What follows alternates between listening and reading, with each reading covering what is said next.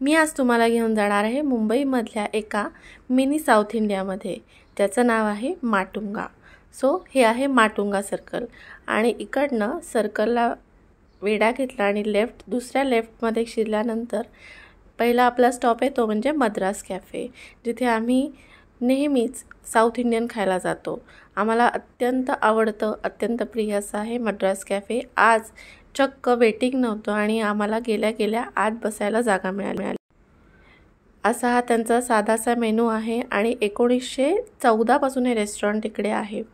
आम्ही खूप सारी रेस्टॉरंट ट्राय केली चेंबूरमधलीच, पण हेच आम्हाला सगळ्यात जास्त आवडतं आणि आम्ही नेहमी इथेच येतो। सो यांची कॉफी पण मस्त असते आणि सगळेच त्यांचे साऊथ इंडियन पदार्थ खूप मस्त असतात।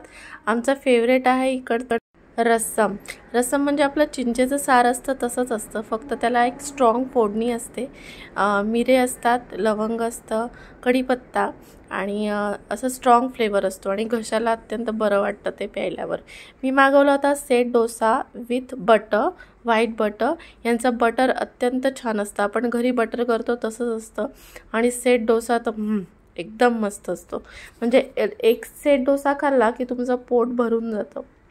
त्याच्याशिवाय टिपिकल जो साऊथ इंडियन इथला मुंबईचा जो टिपिकल सांबार असतो तसा, ज्यात भाज्या दिसत नाहीत आणि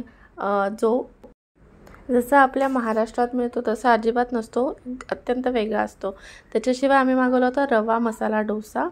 जो रवा डोसा असतो तो अत्यंत क्रिस्पी असतो आणि त्याच्यातले जी मसाला असतो, बटाट्याची भाजी, ती पण चविष्ट असते। हा सगळ्यात आवडणारा प्रकार आहे नीर डोसा।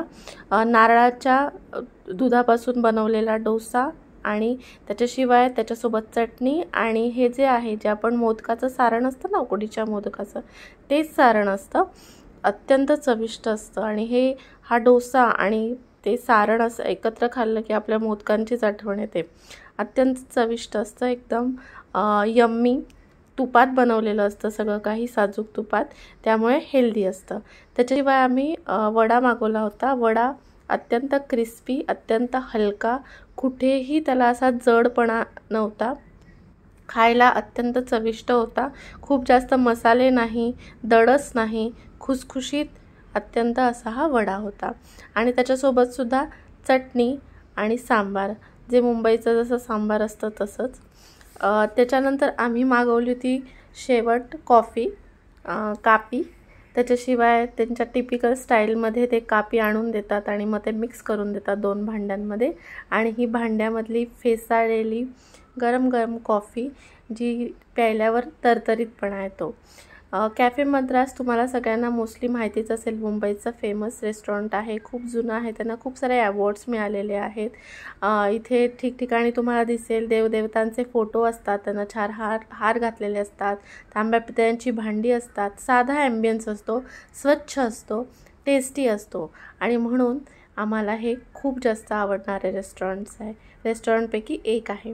त्याच्याशिवाय त्याच्या शेजारी एक स्टॉल त्यांनी ठेवलेला आहे, जिथे तुम्हाला साऊथ इंडियातले मसाले म्हणा, पापड म्हणा, त्यांची स्पेशल पोळी म्हणा, ते सगळं काही मिळतं, ते तुम्ही घरी घेऊन जाऊ शकता। त्यानंतर त्याच्या शेजारीच एक टपरी आहे, पानाचा ठेला आहे, तिथून आम्ही पान नेहमी घेतो आणि मग जातो ते म्हणजे आवडत्या ठिकाणी फुल बाजार, जो साऊथ इंडियन फुलांनी आणि खूप साऱ्या दरवळणाऱ्या फुलांनी भरलेला असतो। वेगवेगळ्या प्रकारची हार, फुलं, पानं इकडे बघायला मिळतात। तुम्ही बघू शकता इकडे तुळशीच्या माळा, कमळाच्या माळा, देवाला लागणारी फुलं, ही अत्यंत सुंदर वेगवेगळ्या कलरची असतात, जे आपण इमॅजिन पण करू शकणार नाही। त्याच्याशिवाय चेंबूरमध्ये एक अजून गोष्ट प्रसिद्ध आहे, ती म्हणजे चेंबूरची मंदिरं। हे आहे दी साऊथ इंडियन भजन समाजाचं मंदिर, जे बंद झालं होतं, आम्ही थोडंसं उशिरा गेलो होतो त्यामुळे।